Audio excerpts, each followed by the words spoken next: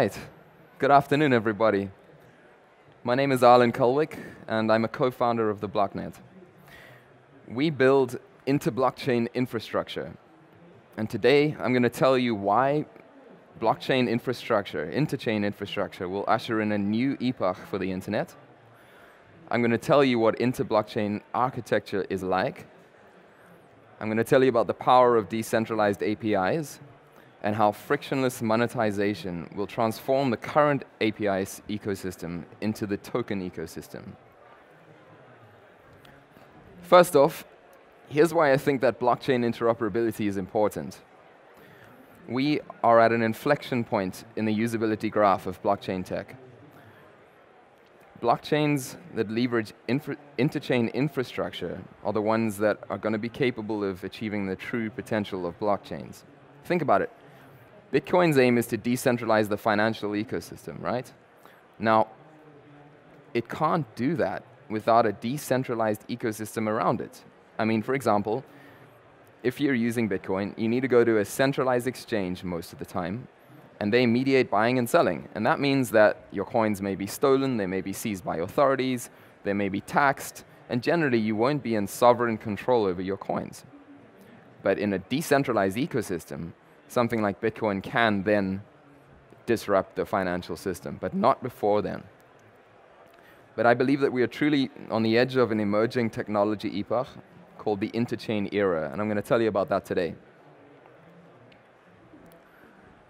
The Interchain Era will radically transform two industries. Firstly, the blockchain world, and secondly, the API ecosystem. The emergence of interchain infrastructure, which enables blockchain tech to function as a service to nodes on other chains or on no chain, is the empowering technology that's of the greatest importance here. Think about it. I mean, currently, any given blockchain can only cater for its own community at the moment. But there are thousands of blockchains out there, and every single community outside of the one supporting its own chain thus has a high barrier of entry to using its tech.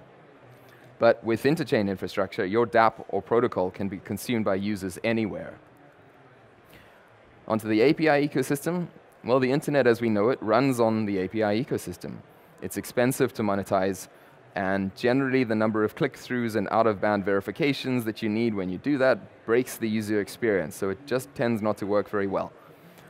But the next generation of APIs are going to be decentralized. They're going to orchestrate interchain services, and they're going to frictionlessly monetize APIs using the coins native to the API. It's going to be a whole new ballgame. So with the significance of this in mind, I'm now going to sketch out what interchain services look like. At its most basic, two users on two separate blockchain networks need some kind of intercommunication between them. But let's take it one step further. Imagine not just a central ad hoc link between two nodes on different blockchains. Imagine a full-scale interchain peer-to-peer network between blockchains. This is advantageous. For example, it can facilitate finding a node on some other blockchain to deliver a service. It can support many chains out of the box. It can scale naturally by increasing its bandwidth as its user base increases. And it will come with tools that will help you to prove to yourself that the data that some other peer on some chain provides you with is legitimate. But let's take this another step further. Who would run this interchain network? How would you, as a user on some blockchain, trust that what the network tells you is truthful?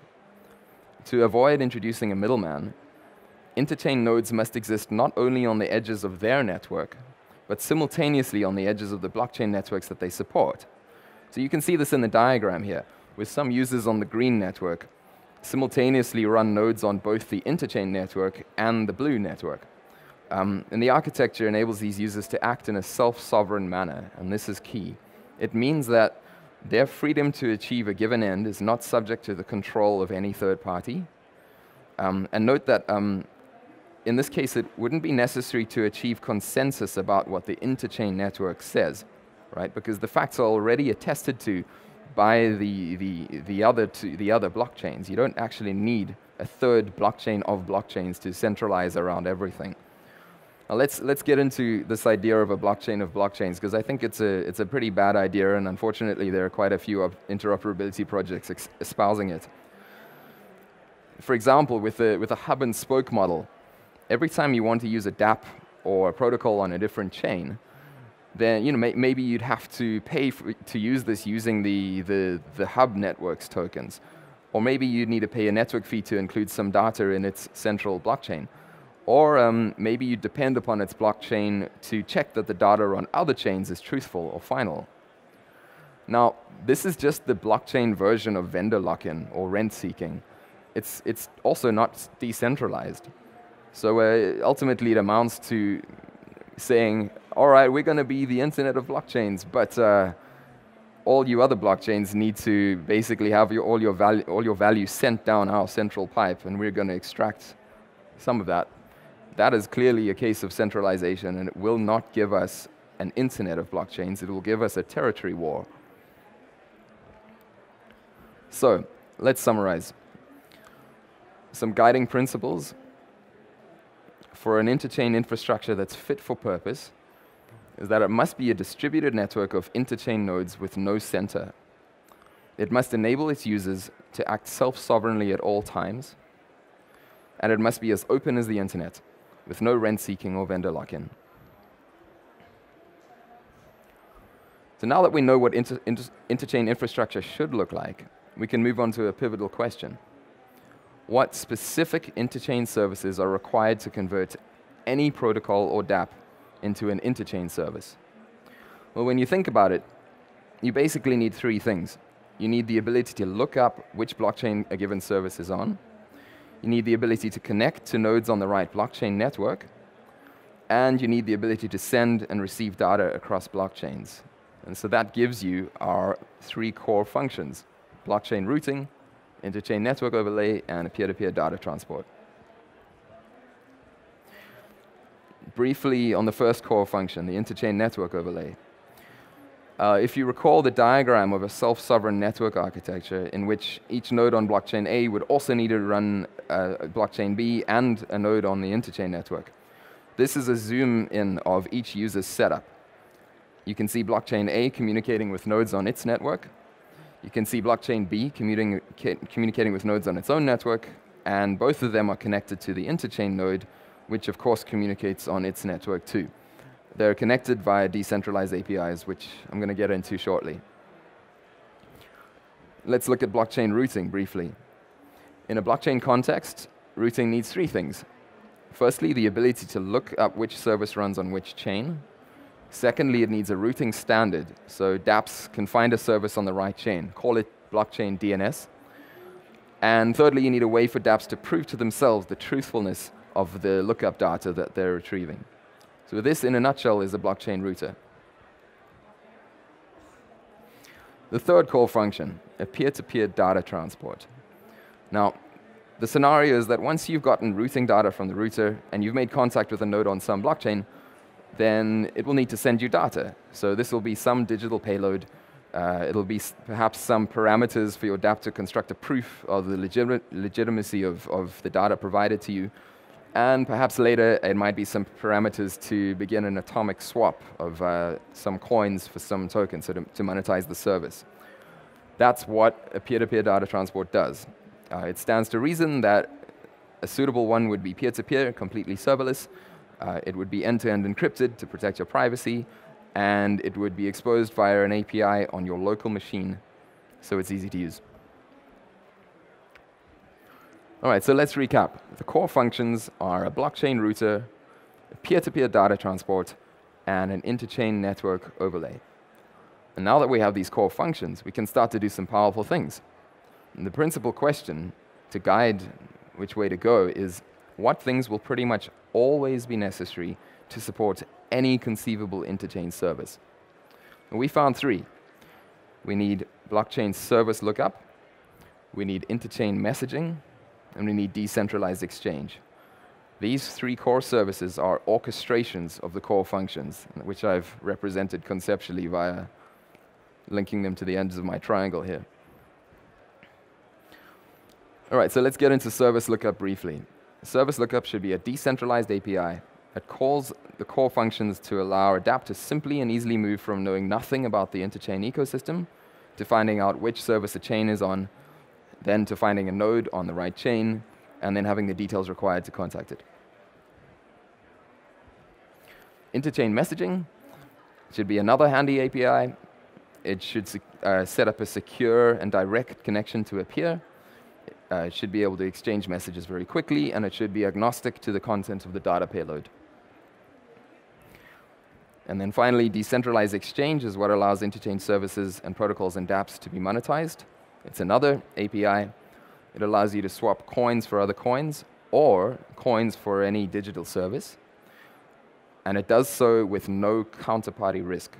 It's an atomic swap protocol, which just means that there is no middleman. There are literally no third parties. All right, so another recap. We have the three services, which are orchestrations of the core functions. You can use these three services whenever you're building a dApp, and you can allow them to be used by anyone who's not on your blockchain because of the way the architecture works. So now you have infrastructure on top of which you can build anything. This infrastructure is available today as an API which you can run on your local machine. And you can use it to build next-generation interchain dApps, protocols, and services. So now it's time to build your own decentralized API on the interchain. What do? I'll break it down. You're going to build a blockchain, firstly, that delivers some service to entities that lack your blockchain. And you're going to leverage the core interchain services I described to do this. So, firstly, it's important to use a blockchain correctly. A blockchain is a way of being very sure about the truthfulness of almost any given data set. So if you're going to use a blockchain at all, use it solely to establish the truth between parties who don't necessarily trust one another. Secondly, users who don't have your blockchain to construct proofs that the chain data your network's nodes provide is truthful. And this needs to be the case regardless of the intentions of the nodes. So if they're malicious, the users still get good data every single time. And lastly, you're going to need to incentivize your own blockchain network for doing the work to deliver this service. So let's get onto the so-called commitment scheme. All right. You're using a blockchain as a store of truths. The principal task is to work out how to ensure that your network only commits truths to this chain. If you do this, then you create a valuable resource. Bitcoin, for example, through the use of proof of work, makes it next to impossible and practically impossible to double spend a coin, and that enables it to function as a digital currency. What they've done is they have what I'm calling loosely a commitment scheme that permits that. I'll give you another example. Imagine a decentralized Dropbox. In this case, the truths that you're creating a data set out of are people's signed or hashed fragments of their own data. They would submit the data to a network, which would then sell it back to the users for tiny microfees. I mean, there are many ways to do this, but this is one of them. And one way or another, I'm illustrating how a commitment scheme works. All right, so let's say you've built a commitment scheme for your blockchain, and you've ensured, as a result, that only truths make it into your data set. You've got another challenge.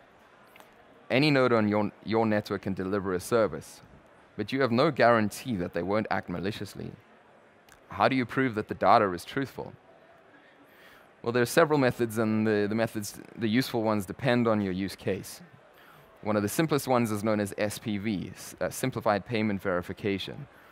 We've built a component called XRouter. It contains an SPV prover. Basically, what you do is you query a node on some other blockchain about some data. You get a response. You query another node, and hopefully you get the same response. And you can keep doing that until you've got enough identical responses to be sure that that some attacker isn't controlling all of those nodes and feeding you bad information. That's SPV. There are things called zero-knowledge proofs. These enable you to just query one party, and the party can give you some really wild mathematics, which I would love to explain if there was a little more time. And that'll allow you to learn nothing about what it is they're revealing to you, except to know that it really is what they claim it to be. Kind of amazing. Very useful when, for example, let's say you want to sell an MP3 You wouldn't be able to give them the MP3 for them to check that it was legit, because then they'd have the MP3 and they wouldn't pay you, right? But they wouldn't want to pay you without knowing it was the real MP3. So if you can use a zero-knowledge proof beforehand, your problem is solved. And there are many other things, signatures, hashes, bits and pieces for different use cases that can be useful as proof schemes. And I'm going to move on from here. The third challenge, and the exciting part, monetizing your service. Now, there are in fact multiple ways to monetize an interchain service, and this depends on the use case. This complex sequence that you see here is all built. All you do is invoke the vertical line on the left, and the infrastructure does the rest. It allows your service just near to the left there to interact with the other service on a different blockchain all the way to the right, and off we go.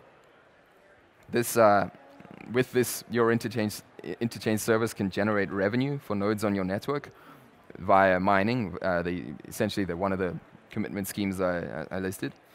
You can garner a market which is far beyond just your chain's community. You can access any blockchain community and user bases that don't run any blockchain. Due to the block reward, you can make these types of services, you can often make them free to consumers, because the people maintaining and delivering your service are doing something like proof of work, and they're getting block rewards for that. So they're like miners, and they can make money while making your service completely free to users. Alternatively, you can do a paid service, and this you can monetize using decentralized exchange, as I explained a little bit earlier. Now, the exciting thing for me here is that the friction on these payments, if there are payments at all, is near zero. Right? There is no credit card fraud. There are very, very tiny network fees. And due to proof schemes, there is no possibility for users to claim that they received the wrong goods or something, because they've actually proved to themselves before receiving it that they are getting what they think they're getting. That means no chargebacks and no need for chargebacks. And you can monetize it in a few ways. Charge per session, charge per unit time, charge per call. It just depends on how your use case goes. So this is what we're building to. This is where we are going as a society, and I think this is where blockchain technology is going to end up in a few years. With frictionlessly monetizable APIs, we are headed toward a world where tokenized value pervades our lives. And the future of digital services is going to look completely different. Of necessity, it will be agnostic to which blockchain secures it. But this is a feature and not a hassle, because the interchain infrastructure I've described abstracts the formidable complexity of the interchain, and it enables you to just get building. You will experience radically lower counterparty risk. And this, as a result of this trustless environment, it opens up entirely new business opportunities. I think we're going to see new forms of wealth and new kinds of commodity abounding. And then when you sell or buy goods or services, you will be unhampered by the multitude of expensive sources of friction in the current API ecosystem. So fussy click-throughs, out-of-band verification, 3D secure, complex third-party integrations, fee negotiations in the background, honeypots of money that need to be sitting in a server as a float, and monopolistic acquirer banks will just be a thing of the past. They will no longer be necessary. So I hope that you've now been able to see the enormous potential of the Interchain era. It will radically transform the API ecosystem. It will scale infinitely better than that of a single blockchain world.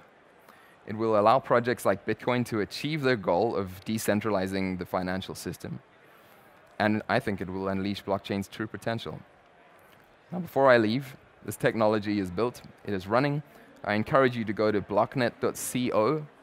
And if you're a developer or an integrator, go to api.blocknet.co and check out those APIs. You can download the software and get using it today. Thank you very much. Hi, thanks. We're here with Portland State University. We have a blockchain cert program that we're working on, and one of the things I was wondering as you're going through that is what's the business model? What's the go-to-market strategy? How do you make money? The business model for the Blocknet. Yeah, for you guys. All right, the Blocknet's business model is quite a lot like I described. To begin with, we have, I've explained already that the interchain services are blockchain agnostic. But what we did is we built a decentralized exchange application on top of our interchain services. And exchanges are complex. They have at least 4 key functions. It's not just the atomic swaps. Before that, you need to create an order system that is decentralized. So 4 key functions are is to decentralize the capital storage, the order broadcast, the order matching, and then finally the settlement. Now our order system, it's a network of peers, and anyone can get onto the network and post whatever they want. Now we want to avoid spam, otherwise it's going to be a horrible user experience, right? So there are a number of little checks that are on the network that prevent it, but the one of relevance here is if you take liquidity from the order book, you pay a trade fee. Now that's an anti-spam measure. It prevents people from taking liquidity and then just disappearing, because if they do that a lot, it costs them a lot of money. Now, currently, the current implementation is that these trade fees are in Blocknet tokens on our own blockchain. This is functioning on the edge of the interchain, so to speak. What it does is, the more people use the exchange, the greater the buy pressure on the Blocknet token, up its value goes, and off we go. Sure. So with this technology, would you think that in the future having a payment system such as PayPal, which allows one user to trust another user for things like eBay and Etsy and whatever else, do you think that is sort of a limited, has a limited lifespan? I do. I'm not against trust. I just think that if you're not living in a small village, you probably shouldn't be trusting people that much, especially not just random people on the internet. It's not that people are evil, it's just that you shouldn't necessarily trust them. And you don't, unless you can be really sure, then like why bother? I mean, if instead there's technology out there that enables you to just not have to trust them, but conduct business with certainty that it'll work out a certain way, then it opens up a whole new world of all kinds of cool stuff. So I think that's where we're heading. The crypto exists and is there. It's just a matter of people using it now. Thank you very much. All right, thank you very much, everyone.